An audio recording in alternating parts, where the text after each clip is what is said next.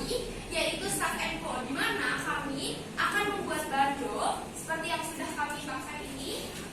Kami akan membuat bando yang kemudian akan dijual hasil kreasi kami masing-masing. Nah, setiap orangnya punya desainnya masing-masing yang kalian bisa pilih dengan berbagai model seperti ini. Nah, dari logo ini itu memiliki arti. Yang pertama, ada anak kecil di sini. Anak kecil itu menunjukkan bahwa kreativitas tanpa batas. Kenapa menggunakan anak kecil? Karena biasanya anak kecil itu selalu menggambarkan kreativitasnya dituangkan. Maka dari itu kami ingin kreativitas yang kami miliki bisa dituangkan dengan produk yang kami jual. Selanjutnya, anak kecil menggunakan bando ya karena kami menjual bando supaya ada identitas yang kami jual. Kemudian ada rangkaian batang dan daun, di mana artinya ialah kekerabatan. Dalam usaha ini kami bekerja sama masing-masing pada tim kami, di mana tentunya kami harus mempertahankan kekerabatan kami agar usaha ini tetap berjalan. Selanjutnya adalah lingkaran. Lingkaran menunjukkan persahabatan yang erat. Kembali lagi, persahabatan ini menunjukkan kepada tim kami, di mana kami masing-masing harus tetap bersahabat agar usaha yang kami buat tetap berjalan dengan baik.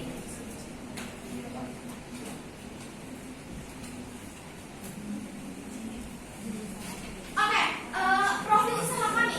Nama brandnya adalah Staff & Co, dan lokasi usahanya tentu di kelas kami, yaitu 12 pagi ruangan 302. Dan narahubung yang kalian bisa hubungi jika ingin membeli produk-produk kami ialah nomor telepon dari Lavina Aurelia, dan nomornya ada di bawah sini. Yang selanjutnya, cara menggunakan produk. Alasan kami memilih produk bando ialah yang pertama, karena kami menilai peluang daya jual yang tinggi, karena produk yang kami jual adalah produk yang unik, karena banyak motif-motif. Jadi kalian kalau ingin beli itu pasti nggak sama dengan motif bando yang lainnya. Selanjutnya yang kedua, dengan bahan premium yang kami pilih akan menghasilkan produk bando yang indah dan banyak diminati. Dan yang ketiga, pertama kali di Indonesia kami membuat inovasi bando custom yang tidak hanya untuk perempuan, melainkan juga bisa untuk laki-laki. Oke, baik. Yang selanjutnya ada alasan pemilihan produk kami. Tadi sudah dijelaskan rencana pemilihan produknya. Sekarang alasannya kenapa bisa pilih produk ini. Nah, alasan utamanya itu karena kita melihat di bando itu sebenarnya punya nilai-nilai fungsi dan estetika yang masih dipandang sebelah mata oleh sebagian banyak orang. Padahal bando itu bisa dipakai untuk laki-laki. Misalnya yang rambutnya panjang-panjang, kalau lagi olahraga bisa dipakai di bando untuk menahan rambutnya. Nah, dan untuk perempuan itu bisa menggunakan bando saat mereka menggunakan skincare atau makeup dan yang lainnya.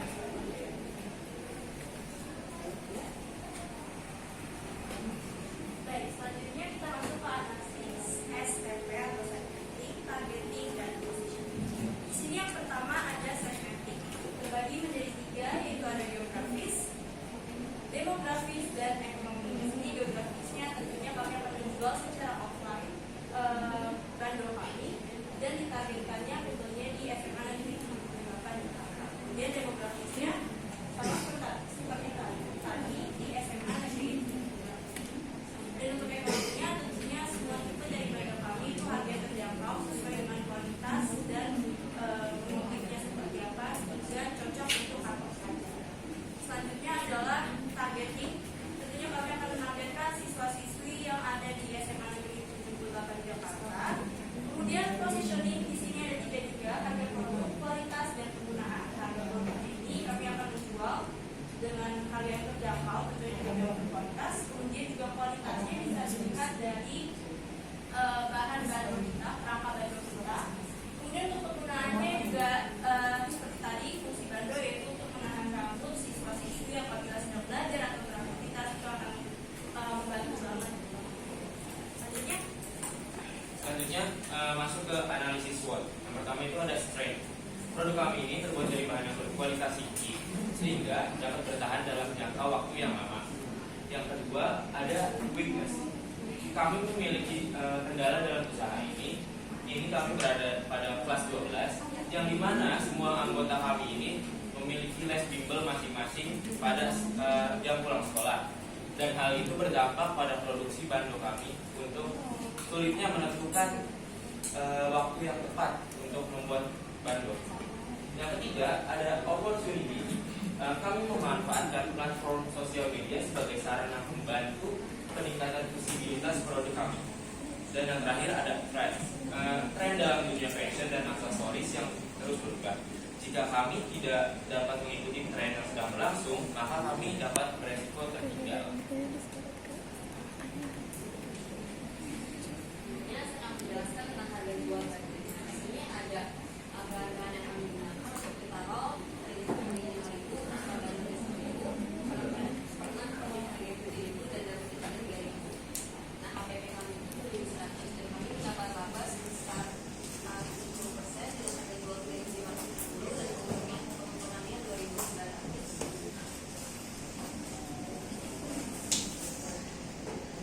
Yang kami bisa jual tidak seperti itu, karena yang kami jual adalah barang-barang yang memiliki fungsi dan estetika dan sama menilai bahwa bando hanya bisa digunakan oleh perempuan saja.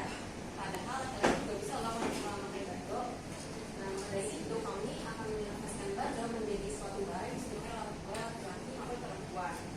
Produk ini memiliki peluang tinggi karena banyak orang yang menginvestasikan bando menjadi barang yang bisa dipakai oleh dua jenis.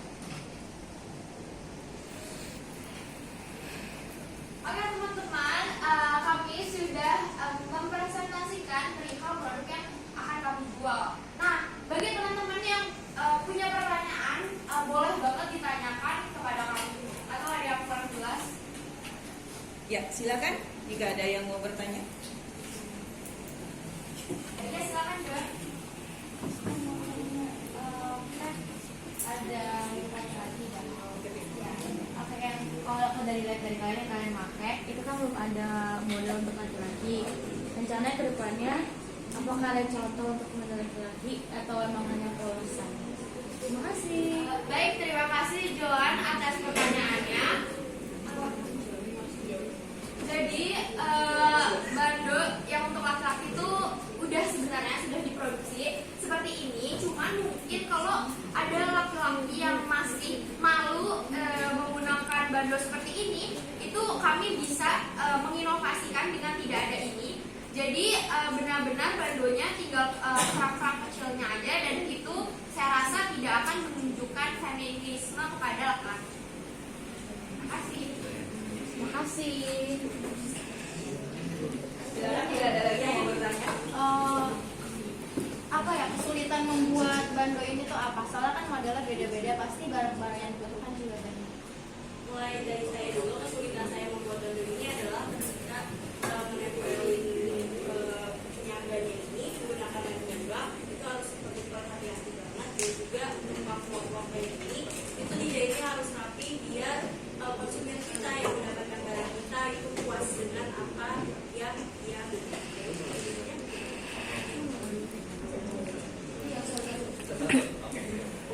Selanjutnya kalau dari saya sendiri ini ceritanya itu yang pertama ini karena kerangnya kecil itu juga agak susah untuk tempel, dan sama kita nih untuk tempelnya itu perlu hati-hati.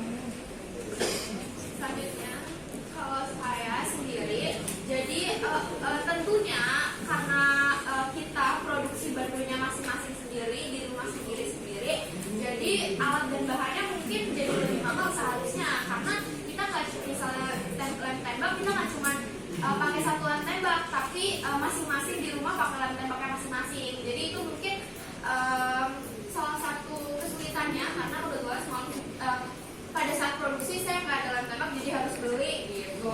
Terus lemnya untuk nempelinnya ya sakit banget. Jadi kayak pas di kasih lem tembaknya itu tuh suka nggak sengaja kena tangan atau apa, jadi panas banget itu mungkin nggak masalahnya gitu. Untuk dari saya kesulitan itu ketika membuat bentuk kupingnya, jadi untuk menggunakan pelanuknya itu cukup sulit ya. Kalau misalnya di kita sudah melakukannya, tapi kalau kalian beli bisa lah. Boleh, bagus lah. Bisa lah. Bisa lah.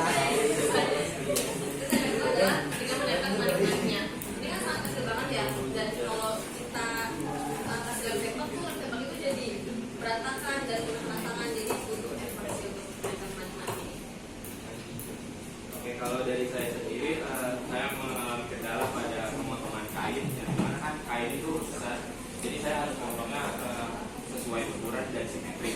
Nah, selain itu saya juga mengalami kendala pada saat menggunakan frame bebas, yang mana itu sering kena tangan saya.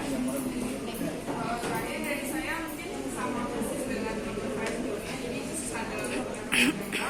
Kalau misalnya ini kan kebetulan pakai kawat dulu, jadi dia lebih mudah karena bisa langsung kita bentuk, jadi bisa ikutin sama ukuran kerangka bandonya. Mungkin paling menentukan kombinasi warnanya aja sih yang kayak harus dipertimbangkan.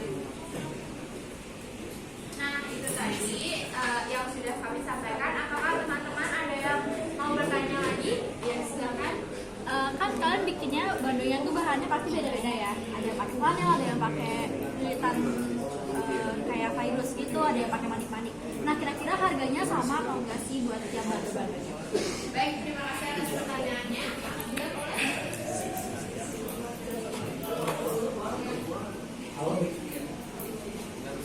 Oke, jadi sebelum itu kami karena bandonya beda-beda, jadi maksudnya tiap bando itu memiliki harga yang berbeda. Kita akan spill harga kita satu-satu mulai dari yang berbeda. Oh ya udah. Oke, saya dulu. Jadi kalau untuk bando saya sendiri, harga yang sudah ditampilkan itu hanya gambaran saja. Tapi ketika diaplikasikan kepada kami per orang itu berbeda harganya. Untuk saya sendiri harganya berkisar 15 sampai 20 ribu. Namun ini belum ditentukan fixnya. Akan kami share, akan kami bagikan harga-harga per masing-masing ini di lain hari. Oke, kalau dari saya sendiri karena ini cuma pakai kerang, jadi kemungkinan harganya lebih murah dari yang tadi. Bisa jadi kemungkinan sekitar 15 sampai 12 ribu mungkin, kita belum tahu pastinya.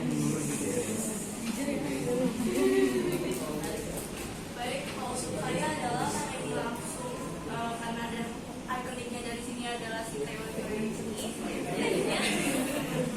Jadinya mungkin saya akan jual di kisaran harga 7 sampai 10 ribu. Tapi teman-teman jangan khawatir, saya akan mempertimbangkan lagi harganya.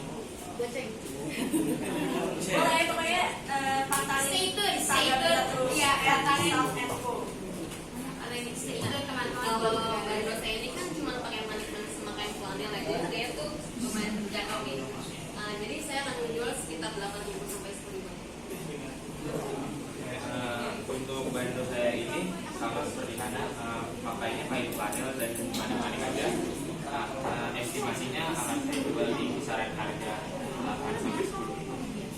Kalau untuk saya mungkin hampir sama seperti Clarissa di kisaran 20.000 karena di sini manik-manik yang saya gunakan lumayan banyak variannya. Lalu kawat bulunya juga saya beli per warna, jadi harga per warna itu beda, bukan campuran, jadi 20.000.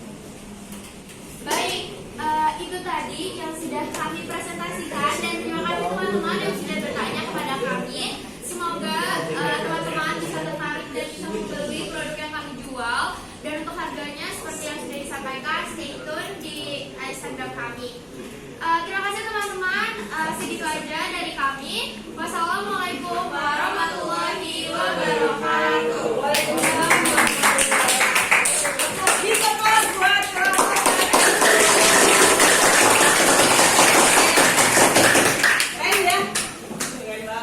Jadi mereka sudah buat produk yang berbeda-beda walaupun temanya sama ya. Kalian bisa lihat ya masing-masing membuat produk yang berbeda. Cuma saya ingin mau menambahkan sedikit, coba kita lihat kelemahan. Nah, coba bagaimana menurut kalian? Apakah sudah tepat fitness yang disamakan? Gitu.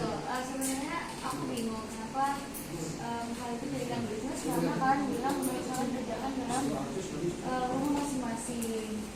Saya rasa weakness itu bukan kayak di lingkungan sekitar rumah. Betul. Ada lagi tambahan lagi? Ada yang bisa memperbaiki atau menambahkan? Yang cowok? Ya? Ayo. Adikku udah main, udah hening, udah tenang. Jangan-jangan terlalu tenang ini. Ya. Oke, ya. Ingat ya, yang namanya weakness sama strength itu adalah di produk. Ya, Jadi kekuatan produk kita apa? Mereka sudah sampaikan kekuatan produk mereka. Sudah bagus, sangat bagus ya. Jangan lupa beli, gitu ya. Nah, weakness-nya adalah kelemahan produk kalian. Paham? Ya. Nah, menurut kalian produk kalian kelemahannya apa? Itu yang harus disampaikan. Ya, jadi dengan analisis SWOT ya, jadi analisis peluang. Jadi dari sini ketika tahu oh ini kelemahannya ada di sini, berarti kan kalian akan nanti kan di kemudian hari akan bisa mengatasi kelemahan tersebut. Kekurangan ya, weakness-nya kekurangan atau kelemahan dari produk yang kalian buat. Jadi kalau itu adalah weakness yang tidak ada di dalam produk. Jadi nanti diperbaiki ya. Nah, jadi diperbaiki untuk di weakness-nya. Yang lainnya sudah tepat. Kemudian saya ingin bertanya, untuk packaging-nya nanti bagaimana? Packagingnya akan plastik aja, jadi nanti produk kami dilapisi oleh plastik, kemudian di strapless. Nah itu packaging dari kami, tapi mungkin ketika ada yang mau beli untuk kado atau buat hadiah, itu akan kami berikan dengan kardus dan itu diberikan paket untuk paket hadiah seperti itu. Tuh ya, ada paket hadiah. Jadi jangan lupa beli, terutama yang cowok ya. Dan udah di endorse sama cowok-cowok ya. Oke, ya udah. Sekali lagi terima kasih untuk kelompok Stop Tempo ya. Ya, tepuk tangan untuk mereka. Oke, silakan kelompoknya habis untuk memperlihatkan produk yang kalian buat. Bahwa ini adalah produk yang berbeda ya. Karena kan kalian diminta sesuai dengan usaha kerajinan masing-masing. Ya.